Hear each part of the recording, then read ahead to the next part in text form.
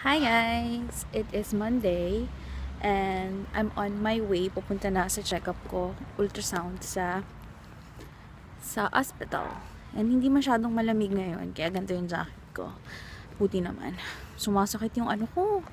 Pag naglalakad, parang yung feeling na parang tumutusok-tusok. Ay, akala ko nga kahapon, or early labor na ako. Kasi nagko-contraction na ako eh. Every 5 minutes, parang ganun, 4 to 5 minutes. Tapos yung duration niya is para mga 2 minutes. So, sasakay na ako ng bus. So, see you later. Sana naman maganda yung result ng ultrasound. Hopefully. I'm here again. Ay, naku, kinakabahan ako. It's already 1:50 p.m. Ang aking appointment is 2 o'clock. So, may 10 minutes pa ako. 4th floor yun eh. So, dito ako sa 4th floor.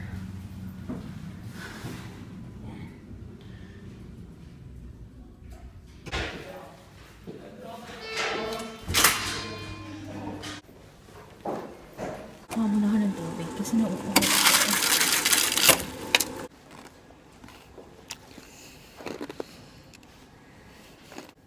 Dito ako sa kanan mag-ipon.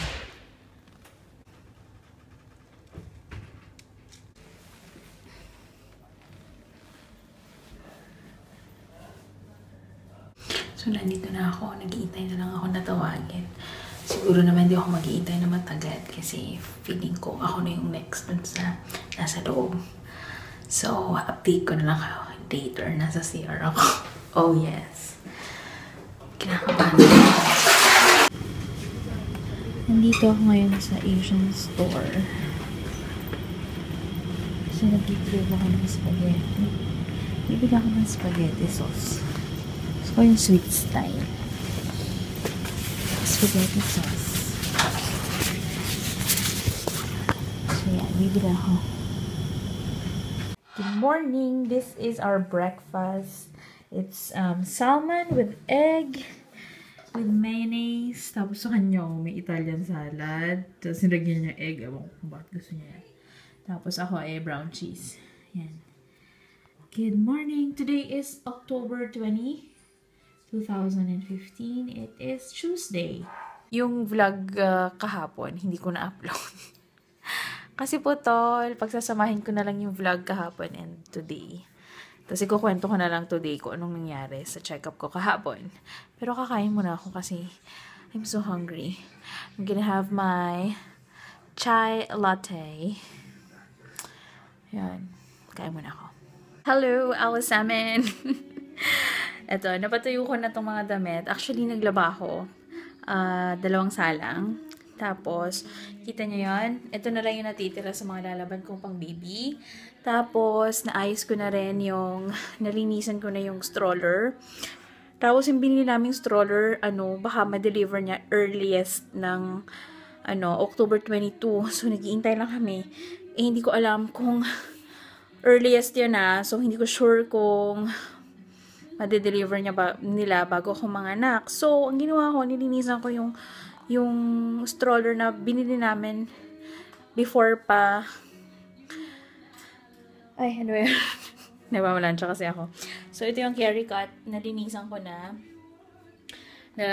Nalaban ko na ibang parts. Tapos, yung mismong body ng stroller na yon is pinapatuyo ko sa baba.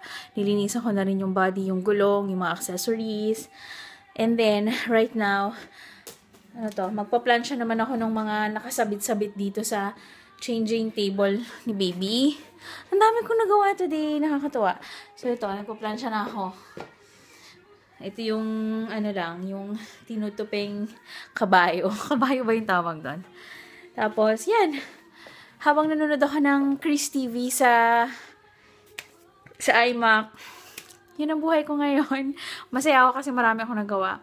Nakasalang yung second batch doon, dinadry ko lang. Tapos, konting minutes lang yun, 15 minutes. Tapos, isasampay ko yung iba kasi yung ibang material ng clothes na nilalaban ko is hindi pwedeng i-dryer talaga ng fully. So, kailangan konti lang padaan, tapos saka mo isasampay uli. Anyway, mamaya ko ikukwento sa inyo kung ano nangyari sa check-up ko kahapon, okay? Tatapusin ko lang tong ginagawa ko kasi Ewan ko, feeling ko kasi malapit na eh. Kaya feeling ko kailangan ko na talagang ayusin. Yun. Sige. Diyan muna kayo. Hello? Bakit ka na andyan? Hindi na sa'yo yan. Ha? Ha? Ha? Ano? Kay baby na yan. Ikisam? Sleep ka dyan? Sleep? Naku. Gusto mo maging baby ulit? Ay, bakit mo kinasta? Ikikost? Hello. 8:35 p.m. I'm so tired. Ang dami kong ginawa. Anyway, kukwento ko na sa inyo kung ano nangyari sa akin nung check-up ko kahapon. Nakusap ko yung doktor. And then, sabi ng doktor, di-check nga yung amniotic fluid ko. Tinignan niya kung maraming, mengde. Sinukat niya yung amniotic fluid ko kung marami ba. Hindi naman daw. Normal. Nasa normal value naman daw. So, okay. Pero, sabi niya, malaki daw talaga yung bata. Mas malaki kay Adi, apparently. Tinanong ko, pina-estimate ko kung how many grams ba yung baby. Sabi niya, ayaw daw niya mag-estimate kasi hindi naman daw accurate yun. Sabi ko, estimation lang naman. Bigyan mo lang ako para at least may idea ako kung mag-extra energy ba ako para umiri kasi malaki nga, diba? Sabi niya, as of today, yung kahapon, sabi niya, nasa 3.1 kilograms ang weight ni baby. So, hello, napakalaki. Si Adi, pinanganak ko, 2.88 lang siya. Eto, 3.1 na agad, nasa 36 weeks pa lang ako. Pero sabi niya, since nagkakaroon na ako ng contractions, anytime, pwede na akong manganak. Maybe this week or next week, sabi niya. And then, tinanong ko na naman sa kanya kung anong sa tingin niya, kung mag-epidural ako. Sabi niya, kung siya daw yung duty doktor, kapag manganganak ako, mas i-advise daw niya sa akin na mag-epidural para lalo-lalo na dun sa luslus ko. Pero, nakadepende din naman yun kung sa sitwasyon, kung kaya ko nawala, kaya ko nga nawala nung kay Adi, edi kaya ko din malamang this time. Pero, we'll see. Saka na ako magde-decide kapag kaorasan na.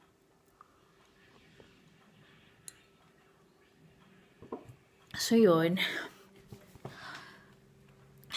Katulad ngayon, humiga muna ako saglit.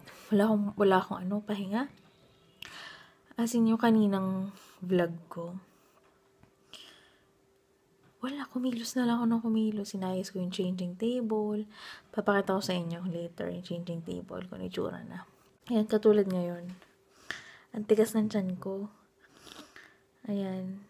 Yan, katulad niyan. Ang tigas, kanina pang tumitigas. Hindi siya tumitigil. Tapos parang nasusuffocate ako.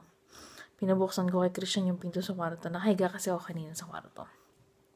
Pinabuksan ko sa kanya yung kwarto. Bintana. Sa kwarto. Kasi parang hirap ako huminga. Ewan. Hindi pa rin siya effective. Kaya bumangon na ako. Humupo na ako. Siguro napagod ako. And ano pa ba?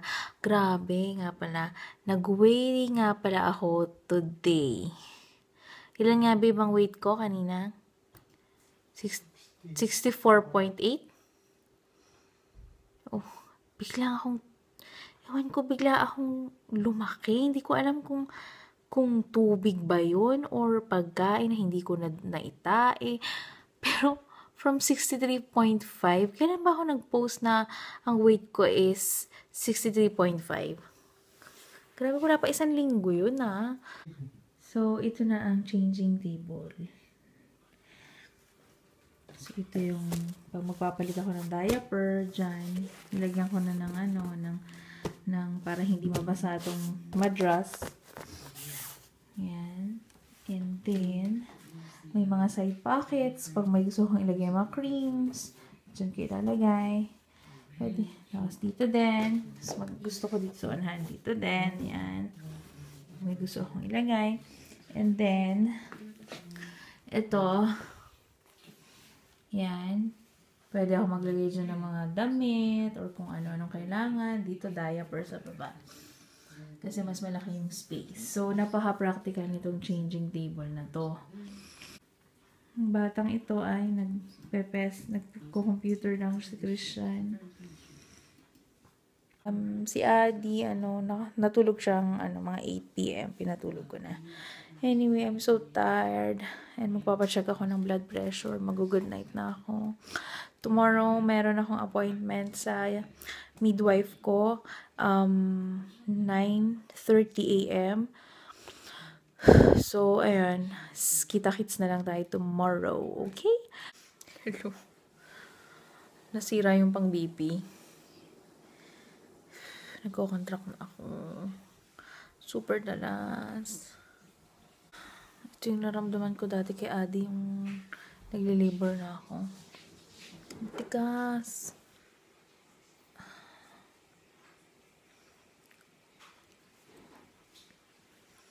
Tigas.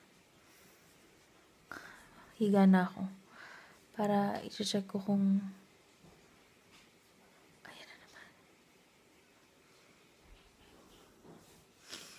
check ko kung mawawala kaso lang kapag humihiga ako, mas hindi ako komportable. Yung feeling na parang natatai ka na matigas na, hindi ko maintindihan. Tumain naman ako ngayon. 2 lang beses. Grabe, 2 nights na. Puro gabi. Ito na naman tayo. 9:30 na in the evening. We'll see. Naglalakad-lakad ako. Shit, ayan. Tumitigas. Lakad-lakad lang. Tingnan natin kung mawawala. Hindi ko kasi alam kung kung true labor na. Kasi nung kay Adi, nag-leak agad yung amniotic fluid ko. Kaya, alam ko na this is it na talaga. Ito hindi eh. Tumitigas lang siya ng tumitigas.